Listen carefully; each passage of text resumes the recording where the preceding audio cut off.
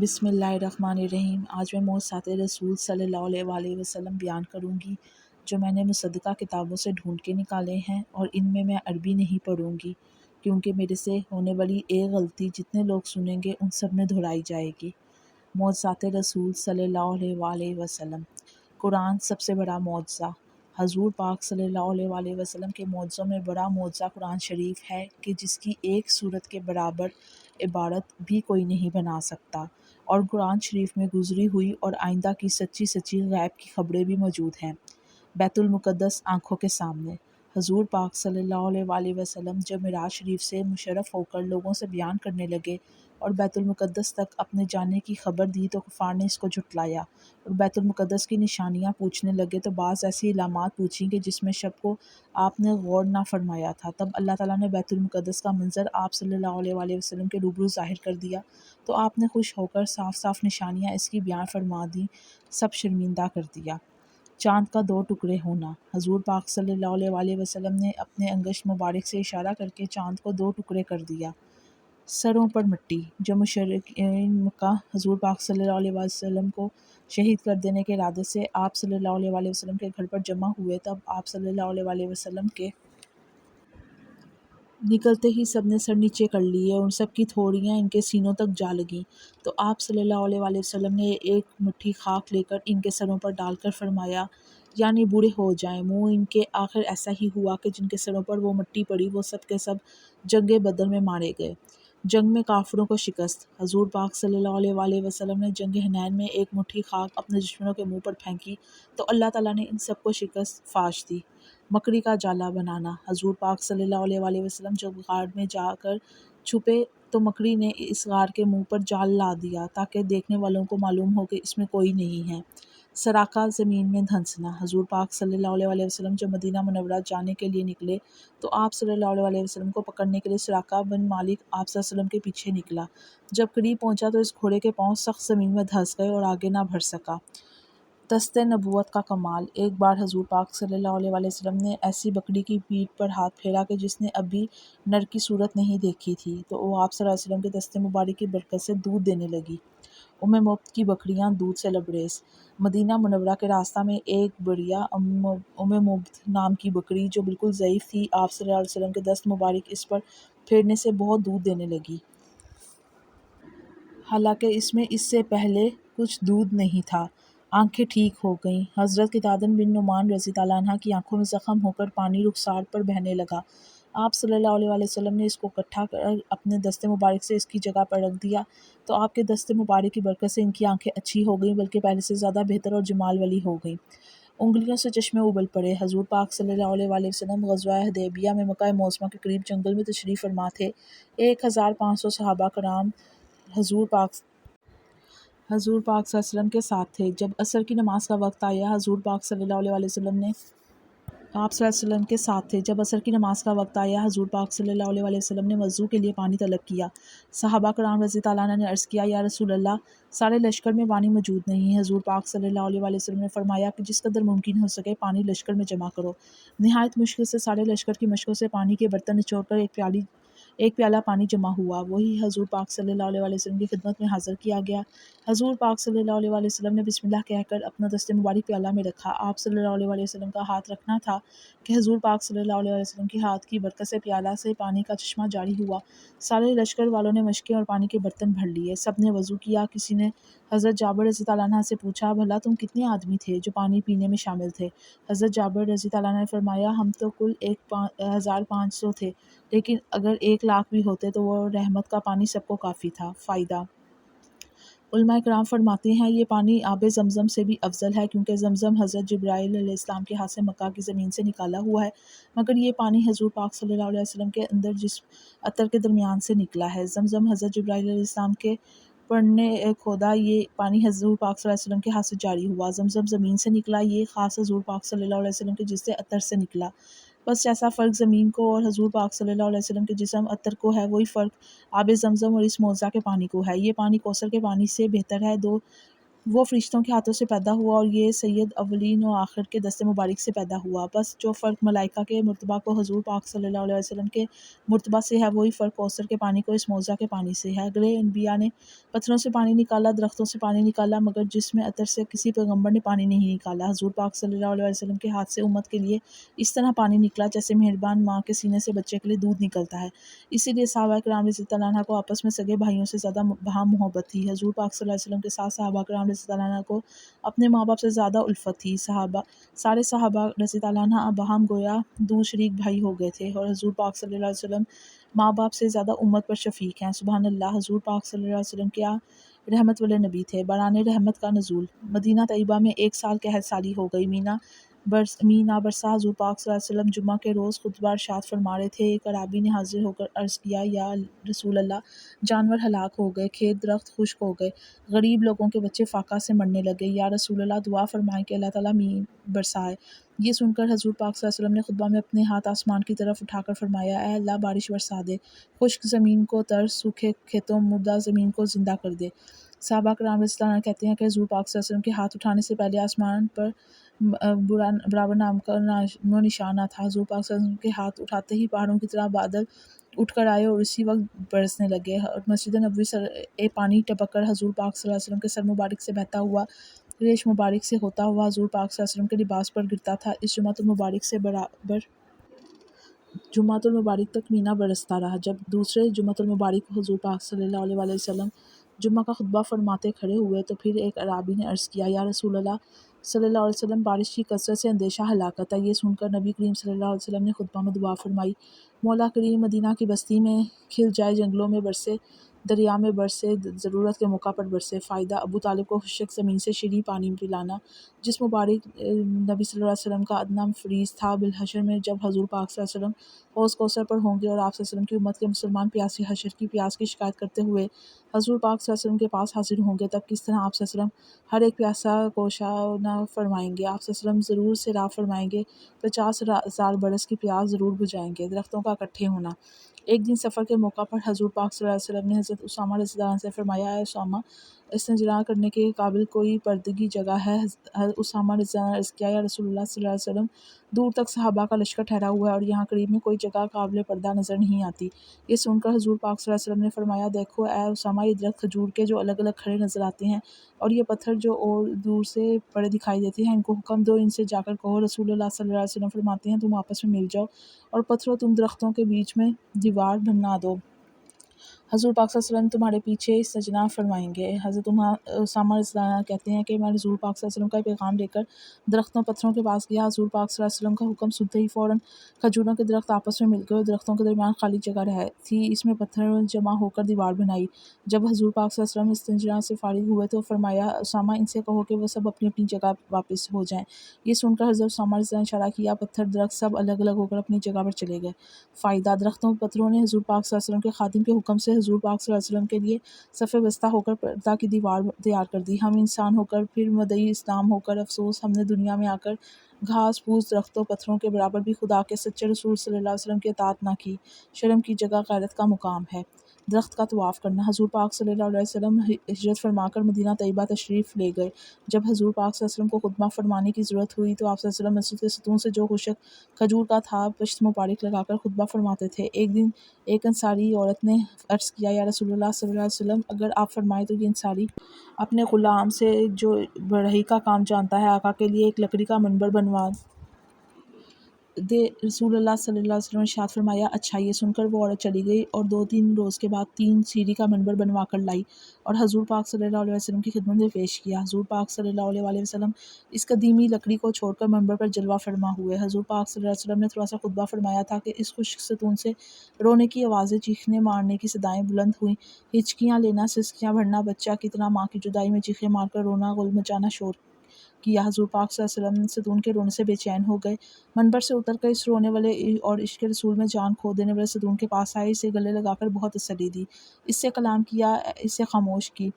حضور پاک صلی اللہ علیہ وسلم نے فرمایا، اے ستون، تیرا کیا مطلب؟ تو کیوں روتا ہے؟ ستون نے عرض کیا، یا رسول اللہ صلی اللہ علیہ وسلم، رونے کا سبب جان دینے کے باعث محبوب صلی اللہ علیہ وسلم دو جہاں کی جدائی ہے۔ یا رسول اللہ صلی اللہ علیہ وسلم، پہلے تو آپ مجھ سے کمر لگا کر خطبہ فرماتے تھے اور میں آپ صلی اللہ علیہ وسلم کے جمال اور حبیب رب العالمین کے وسعت سے مشرف رہا کرتا تھا، مگر اب میری کم نصیبی محرومی قسمت سے آپ صلی اللہ علیہ وسلم مجھے چھوڑ کر منبر پر اجلاس فرمانے تشریف لے گئے۔ حضور پاک صلی اللہ علیہ وسلم نے فرمایا، اے ستون، اگر تو چاہے تو اللہ تجھے دنیا میں سرسبز کر دے جہاں تیرے پھل اولیاء اللہ کھائیں گے۔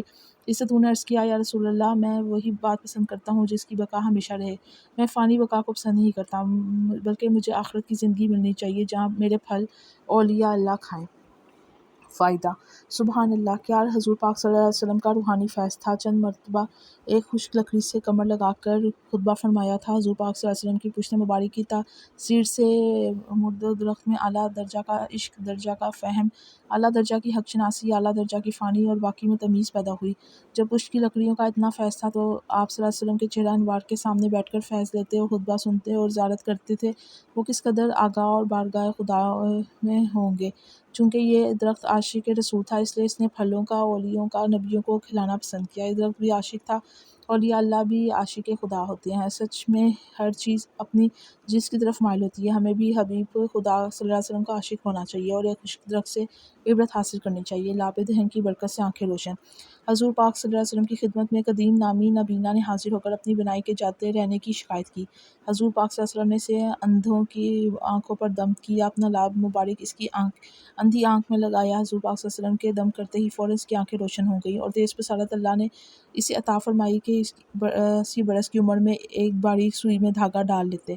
حلیہ مبارک! تاریخ نے آپ کی ہر نقل و حرکت اپنے سینے میں محفوظ رکھا ہے۔ آپ کے حلیہ نگاروں نے آپ کا حلیہ اس طرح بیان قبل بعثت کے حوال: جس وقت آپ کو نبوت سے سرفراز کیا، اس وقت تمام ارض بت پرستی کی مسموم فضاؤں سے بری طرح متاثر تھا۔ کلمہ توحید کا زبان پر لانا جوئے شعر لانے کے مترادف تھا۔ زناکاری، شراب نوشی، حتیٰ کہ اولاد کو زندہ درگور کر دینا ان کے نزدیک کوئی جرم نہیں تھا۔ ان کی اس ضلالت و گمراہی کا تذکرہ قرآن نے اس طرح سے کیا ہے، اور یہ لوگ اللہ کی پیدا کی ہوئی کھیتی میں اللہ کا حصہ مقرر کرتے ہیں اور بزم خود کہتے ہیں کہ یہ اللہ کا ہے اور یہ ہمارے شرکا کا ہے، تو جو ان کے شرکا کا ہے وہ اللہ کے پاس نہیں پہنچتا، اور جو اللہ کا ہے وہ ان کے شرکا کے پاس پہنچ جاتا ہے۔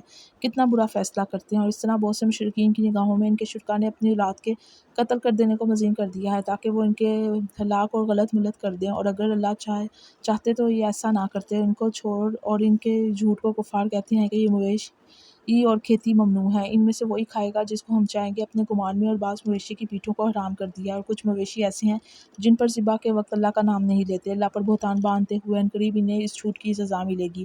وہ کہتے ہیں کہ جو ان مویشیوں کے پیٹ میں ہے وہ تو خالص ہمارے مردوں کے لیے ہے اور ہماری عورتوں پر وہ حرام ہے، اور اگر وہ بچہ مردہ ہو تو اس میں سب شریک ہیں۔ اللہ تعالیٰ ان کو غلط بیانی کی سزا دیں گے، وہ بڑے حکمت والے جاننے والے ہیں۔ جو لوگ اپنی اولاد کو نادانی میں بغیر سمجھے قتل کرتے ہیں وہ خسارہ میں ہیں، اور جنہوں نے اللہ کے دیے ہوئے رزق کو حرام کر لیا، اللہ پر بہتان باندھ کر، وہ لوگ گمراہ ہیں، وہ راہ یاب نہیں ہیں۔ دعوت: حضور پاک صلی اللہ علیہ وسلم نے غار حرا کے بعد دعوت و ارشاد کا کام شروع کر دیا۔ سب سے پہلے آپ صلی اللہ علیہ وسلم پر آپ صلی اللہ علیہ وسلم کی اہلیہ خدیجہ بنت خولید ایمان لائیں۔ مردوں میں حضرت ابو بکر صدیق رضی اللہ عنہ، حضرت علی رضی اللہ عنہ اور حضرت زید بن حارث رضی اللہ عنہ ایمان لائے۔ آپ صلی اللہ علیہ وسلم آہستہ آہستہ خفیہ طور پر تبلیغ کا کام کیا کرتے تھے۔ غار حرا کے واقعہ کے بعد وحی کا سلسلہ ایک زمانہ کے لیے بند ہو گیا، جس کو مفسرین نے فطرت الوحی کا زمانہ قرار دیا۔ مشرکین کہنے لگے، لیجیے، محمد کو اس کے رب نے رخصت کر دیا۔ آپ اس فطرت کے زمانے میں بڑے مفہوم اور مضطرب رہتے تھے۔ بعض حدیث صحیح میں یہ ہے کہ ایک مرتبہ رسول پاک صلی اللہ علیہ وسلم بیماری کی وجہ سے 3 رات تک نہ اٹھ سکے تو ایک مشرکہ عورت کہنے لگی کہ اے محمد، معلوم ہوتا ہے کہ تیرے شیطان نے تجھے چھوڑ دیا ہے۔ ان خرافات کو جواب اللہ نے سورہ ضحیٰ میں دیا ہے۔ دھوپ کے چڑھتے ہوئے وقت کی قسم اور رات کی قسم، جب وہ اچھا ہو جائے، تیرے رب نے نہ تجھے رخصت کیا اور نہ بیزار ہوا۔ البتہ آخرت تیرے لیے دنیا سے بہتر ہے، اور تیرا رب تجھ کو اتنا دے گا کہ تو راضی ہو جائے گا۔ آپ ابھی تک چھپ چھپ کر دعوت و ارشاد کا کام انجام دیتے رہے، لیکن بعثت نبوی صلی اللہ علیہ وسلم کے 3 سال بعد آپ کو اعلن اعلان دعوت کا حکم دیا گیا اور وحی نازل ہوئی۔ جس چیز کا تجھے حکم ہوا ہے اس کو کھول کھول کر سنا دے، اور مشرکین کی پرواہ نہ کر، اپنے قریبی خاندان کو ڈرائیے اور اپنے بعض مومنین متفقین کے لیے بچھا دیجیے، اور کہیے کہ میں صاف صاف ڈرانے والا ہوں۔ آپ نے اس حکم کی تعمیل کی، غرض سے کوہ صفا پر چڑھ کر سب لوگوں کو، خاص کر قبیلہ قریش کو آپ نے نام بنام پکارا۔ جب سب جمع ہو گئے، آپ نے وہاں پر جو عام اجلاس میں اللہ کا پیغام سنایا، تاریخ نے اس کو اپنے سینے میں محفوظ کر رکھا ہے۔ آپ صلی اللہ علیہ وسلم نے فرمایا، لوگو، اگر میں تم سے یہ کہوں کہ اس پہاڑی کی پشت پر ایک لشکر جرار جمع ہے اور تم پر حملہ کرنے کے لیے آمادہ ہے، تو کیا تم مجھ کو صادق سمجھو گے؟ لوگوں نے کہا، ہم نے آپ کو صادق الامین پایا ہے، تو جو بات آپ کہیں گے وہ حق و صداقت پر منبی ہوگی۔ تب آپ نے فرمایا لوگوں میں تم کو خدائے واحد کی طرف بلاتا ہوں اور اصنام پرستی ترک کرنے کا حکم دیتا ہوں۔ تم اس دن سے ڈرو جب خدا کے سامنے حاضر ہو کر اپنے مال کا حساب دینا ہوگا۔ یہ صدا جب قریش کے کانوں میں پہنچی تو وہ حیران رہ گئے اور باپ دادا کے دین کی توہین سن کر بڑا فروختہ ہو گئے۔ اس آواز نے کفر کے ایوانوں میں زلزلہ پیدا کر دیا۔ آپ کا حقیقی چچا ابو لہب فرد غضب میں بولا تو ہمیشہ ہلاکت اور رسوائی کا منہ دیکھے، کیا تو نے اس لیے ہم کو جمع کیا ہے؟ 43 سالہ مدت تک جس کو لوگ صادق الامین کہتے چلے آئے، جب اس نے اس صدائے حق سے لوگوں کو روشناس کرایا تو وہی صادق الامین جھوٹا ناقابل نفرت بن گیا۔ ابو لہب کی اس گفتگو سے آپ دل برداشتہ ہوئے۔ اللہ نے آپ کو تسلی کے لیے آیت نازل فرمائی، ابو لہب کے ہاتھ ٹوٹ جائیں، وہ برباد ہو، نہ اس کا مال اس کے کام آیا اور نہ کمائی ہی آئی، عنقریب وہ دہکتے شعلوں کے آگ میں داخل ہوگا، اور اس کی بیوی جو لکڑیاں لاتی ہے اس کے گلے میں ایک خوب بٹی ہوئی رسی ہوگی۔ اس کے بعد رسول اللہ صلی اللہ علیہ وسلم کو دعوت عمومی کا حکم دیا گیا جو حضور پاک صلی اللہ علیہ وسلم عربی کا درجہ امتیاز ہے، اور ہم نے تمہیں تمام کائنات انسانی کے لیے پیغمبر بنا کر بشارت دینے والا اور ڈرانے والا بنا کر بھیجا ہے، لیکن اکثر لوگ اس حقیقت کو نہیں سمجھتے۔ قرآنی تعلیمات۔ حضور پاک صلی اللہ علیہ وسلم کی دعوت کا اجمالی خاکہ۔ آپ کی تعلیمات کا خلاصہ قرآن کریم نے اس طرح پیش کیا ہے، تم کہہ دو کہ آؤ میں تمہیں بتاؤں کہ تمہارے رب نے تم پر کیا کیا چیزیں حرام کی ہیں، یہ کہ تم اللہ کے ساتھ کسی کو شریک نہ بناؤ، والدین کے ساتھ بھلائی کا معاملہ کرو، اپنی اولاد کو مفلسی کے خوف سے نہ مارو، ہم تم کو بھی رزق دیتے ہیں اور ان کو بھی رزق دیں گے، اور بے حیائی کے قریبی مت جاؤ، اور جس جان کو اللہ نے حرام کیا ہے اس کو ناحق مت مار ڈالو۔ اللہ تم کو ان باتوں کا حکم دیتا ہے تاکہ تم سمجھو، اور یتیموں کے مال کے پاس مت جاؤ مگر اس طرح سے جو بہتر ہو تاکہ وہ اپنی جوانی کو پہنچ جائیں، پورا ناپ تول کر انصاف سے دو، ہم کسی کے ذمہ اس کو لازم کرتے ہیں جس کی اس میں طاقت ہو، اور جب تم کوئی بات کہو تو حق کی کہو اگرچہ اپنا قریبی ہی کیوں نہ ہو، اور اللہ کا عہد پورا کرو، اللہ تم کو اس بات کا حکم دیتا ہے تاکہ تم نصیحت حاصل کرو، بلا شبہ یہی میرا سیدھا راستہ ہے، تم اس کی اتباع کرو اور دوسرے راہوں پر مت چلو کیونکہ وہ تم کو اللہ کے راستے سے جدا کر دیں گی، اللہ تمہیں اس بات کا حکم دیتے ہیں تاکہ تم پرہیزگار بن جاؤ۔ کفار کی ایذائیں۔ یہ تھا آپ صلی اللہ علیہ وسلم کی تعلیمات کا خلاصہ جس کو آپ صلی اللہ علیہ وسلم نے لوگوں کے سامنے پیش کیا، جس کو سن کر لوگ آپ صلی اللہ علیہ وسلم کے دشمن ہو گئے اور آپ صلی اللہ علیہ وسلم کے متبعین کو طرح طرح کی ایذائیں پہنچانے شروع کر دیں۔ کسی نے آپ صلی اللہ علیہ وسلم کو کہا سن کر، کسی نے آپ صلی اللہ علیہ وسلم کو ساحر کہا، کسی نے محبت اور پاگل کہا، کسی نے شاعر کہا، غرض کہ جو کچھ ان لوگوں سے ہو سکتا تھا کوئی دقیقہ فراغ احساس نہیں کیا۔ آپ صلی اللہ علیہ وسلم کلام اللہ کی تلاوت کرتے تو وہ ٹھٹھا کرتے، شور و غل کرتے تاکہ آپ صلی اللہ علیہ وسلم تلاوت نہ کر سکیں۔ جب آپ صلی اللہ علیہ وسلم ان کی اصلاح کے لیے قرآن کریم کو سناتے تو یہ کہہ کر اس کو رد کر دیتے کہ یہ تو اگلوں کے قصے کہانیاں ہیں۔ کوئی کہتا کہ ہم تم پر اس وقت ایمان لا سکتے ہیں جب تم ہمارے لیے زمین سے ایک چشمہ جاری کرو، یا تمہارے ہی پاس کھجوروں انگوروں کا باغ ہو جس میں نہر بہہ رہی ہو، یا تم ہم پر آسمان کے ٹکڑے ٹکڑے کر کے گرا دو جیسا کہ تمہارا خیال ہے، یا ہمارے سامنے اللہ اور فرشتوں کو لے آؤ، یا تمہاری کوئی سونے کا گھر ہو یا آسمان پر چڑھ جاؤ، تمہارے چڑھنے کو بھی ہم نہیں مانیں گے حتیٰ کہ ہمارے پاس کوئی کتاب نہ نازل ہو جائے جس کو ہم پڑھ لیں۔ کفار کی ان لغویات کا جواب قرآن نے 2 لفظوں میں اس طرح دے دیا، آپ کہہ دیجئے سبحان اللہ، میں تو صرف ایک انسان ہوں، خدا کا پیغمبر ہوں۔ آپ نے واضح الفاظ میں کہہ دیا کہ میں خدا کا پیغمبر ہوں، مداری نہیں ہوں کہ تمہارے سامنے حسب منشا کرتب دکھاتا پھروں۔ جب آپ قیامت کا تذکرہ فرماتے اور کہتے کہ دینوی زندگی کے بعد تم اٹھائے جاؤ گے اور ایک دوسری نئی زندگی ملے گی جس میں انسانی اعمال کا احتساب ہوگا، تو کفار آپ کا استہزاء کرتے اور کہتے بھلا ہم مر جائیں گے اور مٹی میں مل جائیں گے تو کیا پھر بھی ہم دوبارہ زندہ کر کے اٹھائے جائیں گے؟ اللہ تعالیٰ نے ان کا جواب قرآن میں اس طرح دیا ہے، کیا تمہیں پیدا کرنا زیادہ مشکل ہے یا آسمانوں کو جو اللہ نے ان کو بنایا؟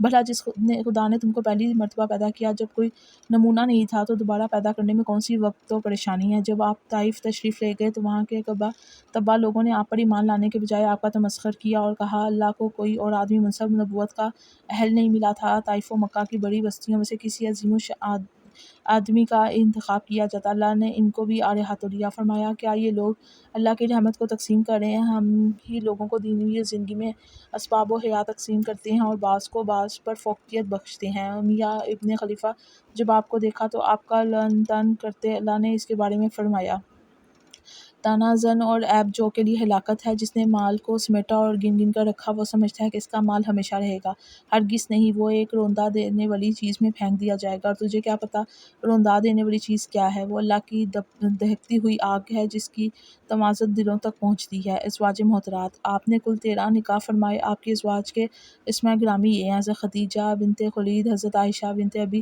بکر صدیق، حضرت سودا بنت زمعہ، حضرت زینب بنت جحش، حضرت سلمہ بنت ابی امی، حضرت حفصہ بنت عمر بن الخطاب، حضرت حبیبہ بنت ابی سفیان، حضرت جویریہ بنت الحارث، حضرت صفیہ بنت الحی ابن اخطب، حضرت میمونہ بنت الحارث، حضرت زینب۔ آخر ذکر 2 بیویوں سے آپ نے نکاح فرمایا، لیکن ان سے شب زفات کی نوبت نہ آئی، پہلے ہی طلاق ہو گئی۔ بوقت وفات آپ کو 9 بیویاں تھیں، 2 بیویوں کا انتقال آپ کی زندگی میں ہی ہو گیا تھا۔ اللہ نے ازواج محترمات کو تمام مومنوں کی ماں قرار دیا ہے۔ ایمان والوں کو نبی سے اپنی جان سے بھی زیادہ لگاؤ ہے، اور آپ کی ازواج مومنوں کی مائیں ہیں۔ آفتاب نبوت کا غروب۔ اب عرب کا ذرا ذرا نور اسلام سے روشن ہو چکا تھا۔ جو قوم خدا سے سب سے زیادہ بیگانہ تھی، وہ اب سب سے زیادہ خدا شناس ہو چکی تھی۔ رسول اللہ صلی اللہ علیہ وسلم کی تعلیمات اور آپ کی صحبت نے ان کو بت پرستی سے موڑ کر خدا پرستی پر لا کھڑا کر دیا تھا۔ جب پیغمبرانہ ذمہ داریوں کو پورا کر چکے تو اب رفیق اعلیٰ سے جا ملنے کی تیاریوں میں مصروف ہو گئے۔ فرمان الہی کہ اپنے رب کی حمد بیان کیجئے، اس سے استغفار کیجئے، وہ بڑا مہربان ہے۔ اس آیت کریمہ میں آپ صلی اللہ علیہ وسلم کے لیے سفر آخرت کی تیاری میں مشغول ہونے کی ہدایت ہے۔ جب آپ صلی اللہ علیہ وسلم نے اس آیت کی تلاوت فرمائی تو حضرت ابوبکر صدیق رضی اللہ عنہ پھوٹ پھوٹ کر رونے لگے تھے۔ وہ اپنی فراست ایمانی سے آیت کے مفہوم کو بھانپ گئے تھے۔ چنانچہ شدید علالت کے بعد سید المرسلین رحمۃ العالمین صلی اللہ علیہ وآلہ وسلم 12 ربیع الاول کو دوشنبہ کے دن 63 سال کی عمر میں مدینہ منورہ میں حضرت عائشہ کے حجرہ میں رفیق اعلیٰ سے جا ملے۔ انا للہ و انا الیہ راجعون۔ یہ بہترین امانت حجرہ عائشہ میں سپرد خاک کی کر دی گئی۔ آپ صلی اللہ علیہ وسلم کی وفات پا جانے کے بعد ابو بکر صدیق رضی اللہ عنہ نے سب سے پہلے منبر پر چڑھ کر خطبہ دیا اور فرمایا، جو محمد کی پرستش کرتا تھا تو محمد تو مر گئے،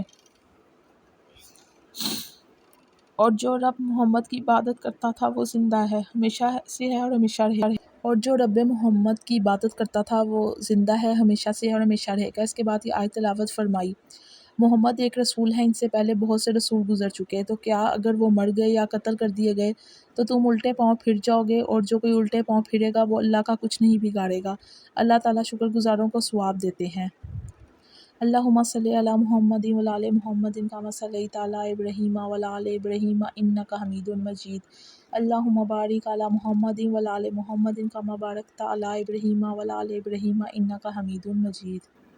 میرے پڑھنے میں، میرے بولنے میں، اس میں جو بھی غلطی ہوئی ہو، میرا اللہ مجھے معاف فرمائے، آمین۔